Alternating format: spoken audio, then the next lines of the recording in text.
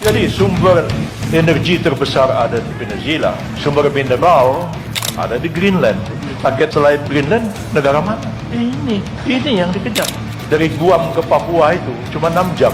Kalau kita perang, paling kita mampu perang 4 hari. Lanjut, dua kabar panas dan manjos. Kali ini semuanya datang dari Mama Rika dan negara kita Indonesia, bos. Nah, kabar panasnya. Baru-baru ini Bapak Menteri kita, Menko Kumham Imipas, membuat pernyataan yang cukup pedas dan cukup gamblang, bos. Beliau menyatakan bahwa setelah Venezuela dan Greenland, Amerika berpotensi mengincar Indonesia. Dan kalau sampai perang, Indonesia mungkin hanya bisa bertahan 4 hari. Nah loh, lantas apakah alasannya Indonesia berpotensi diincar Amerika? Mengapa beliau bilang kita hanya bisa bertahan 4 hari? Setelah ini kita kupas, bos. Kemudian kabar kedua, nah ini yang manjosnya nih, bos. Pemerintah baru-baru ini bicara soal dampak ekonomi jika Bandara Kertajati dijadikan pusat MRO Hercules Asia, Maintenance, Repair, and Overhaul. Bahkan ternyata rencananya nggak cuma Hercules aja, bos. Kertajati juga mau dijadikan pusat MRO, platform terbang lainnya. Nah loh, lantas bagaimanakah itu? Oleh siapa? Apakah dampak ekonominya ke Indonesia? Penasaran beritanya? Cus! Markicep! Mari kita cecep berita lengkapnya satu persatu, bosku.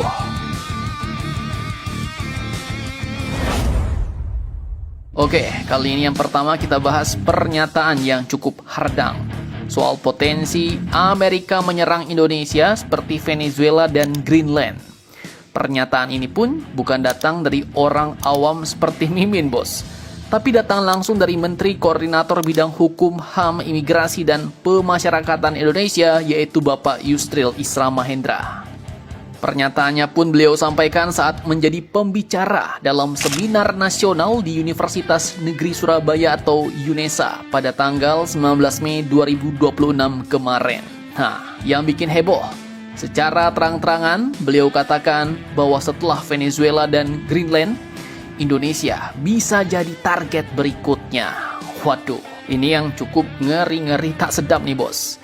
Jadi menurut Bapak Yusril, dunia saat ini sedang masuk ke era perebutan sumber daya alam strategis. Negara-negara besar sekarang bukan cuma cari minyak, bos, tapi juga berburu mineral langka untuk teknologi di masa depan.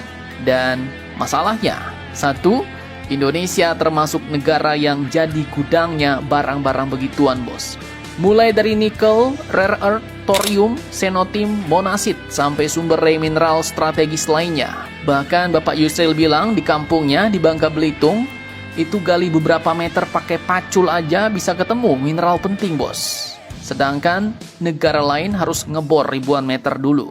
Beliau pun mengatakan bahwa Venezuela punya cadangan minyak terbesar dunia. Greenland kaya mineral strategis, sedangkan Indonesia punya semuanya. Dan disinilah kalimat yang bikin seminar langsung fokus. Beliau katakan target selain Greenland, negara mana? Ya, ini yang dikejar. Indonesia maksudnya, bos. Beliau juga menyinggung kenapa Indonesia cenderung hati-hati dan tidak terlalu keras mengecam tindakan Amerika terhadap Venezuela maupun Iran.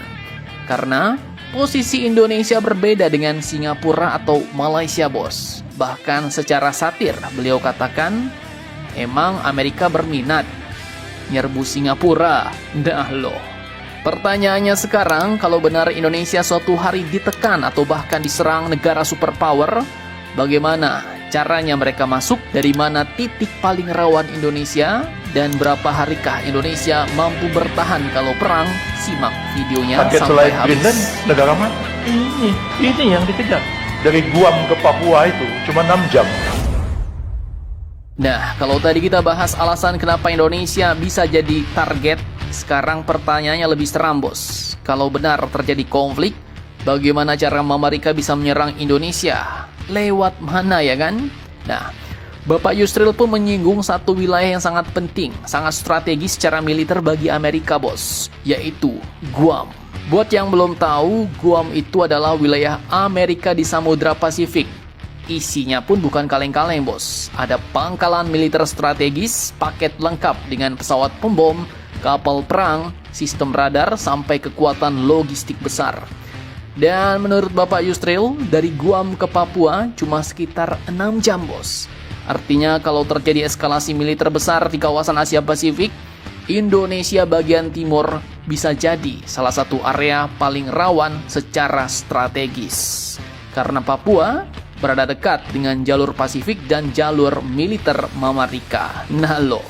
Kemudian lanjut, bagian paling viral dari pidato beliau adalah saat beliau mengatakan kalau kita perang, paling kita bertahan 4 hari, setelah itu kehabisan amunisi. Waduh. Kalimat ini sebenarnya bukan merendahkan TNI atau Kemhan, bos, tapi lebih ke peringatan soal pentingnya kesiapan logistik perang modern. Karena perang zaman sekarang ya contohnya Iran, bos. Bisa kalian lihat bukan cuma soal jumlah tentara doang, tapi perang kali ini adalah soal stok rudal, cadangan amunisi, pertahanan udara, satelit, drone, cyber warfare, dan kekuatan industri militer nasional. Kalau stok habis, mereka nggak mampu buat lagi ya amsyong, bos. Jadi mau jet tempur keren, mau kapal perang banyak, kalau amunisinya kosong, amsyong juga. Dan terkait hal ini, Bapak Yusril pun menekankan pentingnya politik luar negeri bebas aktif.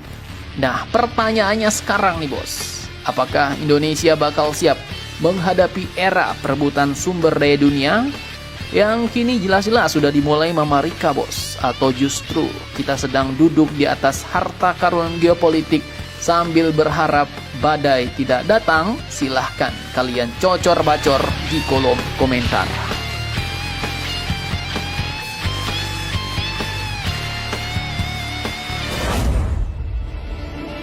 Oke, lanjut. Kabar kedua, seperti yang kalian tahu, pemerintah baru saja membahas rencana besar yang melibatkan Amerika Serikat di Kertajati, Majalengka, Jawa Barat. Dan kalian pasti tahu ini soal Menteri Perang Amerika kemarin, Mr. Pete Hegseth, yang menawarkan Indonesia untuk jadi pusat MRO alias Maintenance, Repair, and Overhaul Hercules 130 untuk kawasan Asia. Bahkan Amerika pun disebut siap membiayai proyeknya, bos. Ngeri manjos nih. Bayangkan dengan proyek ini, tempat servis Hercules yang sebelumnya ada di Singapura ataupun Malaysia jelas bakal mendapat saingan baru. Udah ada di Singapura, ada di Malaysia, dan kini Amerika nawarin bangun di Indonesia dengan skala besar. Jadi hub regional se-Asia, bos, dengan biaya dibebankan kepada Amerika sendiri.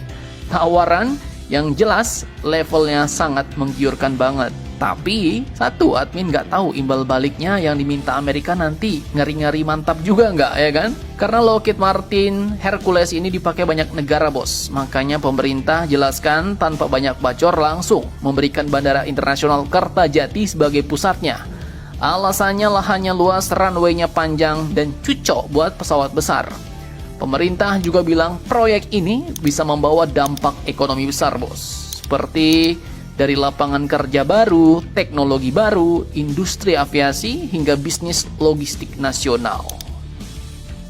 Dan plot twistnya ternyata Kertajati nanti bukan cuma untuk Hercules. Kementerian Perhubungan juga mengungkap bahwa kawasan Kertajati sedang disiapkan untuk proyek MRO helikopter oleh Garuda Maintenance Facility Aero Asia atau GMF.